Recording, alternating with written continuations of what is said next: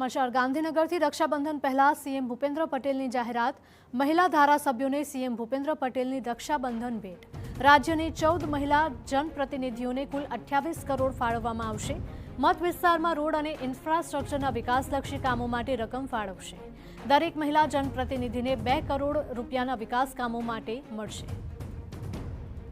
ગાંધીનગરમાં મુખ્યપ્રધાન ભૂપેન્દ્ર પટેલ અને નાયબ મુખ્યપ્રધાન હર્ષ સંઘવીએ રક્ષાબંધનના તહેવારની ઉજવણી કરી।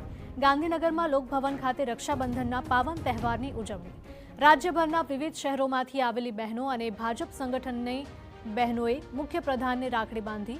બહેનોએ મુખ્યપ્રધાનને રક્ષાસૂત્ર બાંધીને દીર્ઘાયુના આશીર્વાદ અને શુભેચ્છા પાઠવી। મુખ્યમંત્રીશ્રીને આજે સૌએ રાખડી બાંધી છે।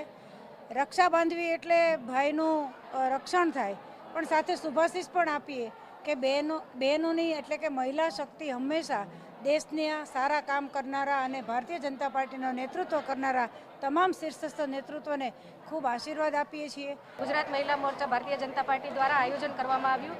સવિશેષ એમાં ઉપસ્થિત આપણા ગુજરાતના મુખ્યમંત્રી ભૂપેન્દ્રશ્રીભાઈ પટેલ અને હર્ષભાઈ સંઘવીની સવિશેષ ઉપસ્થિત રહે છે। એમને સવિશેષ તમારે માટે ટાઈમ ફાળવ્યો છે।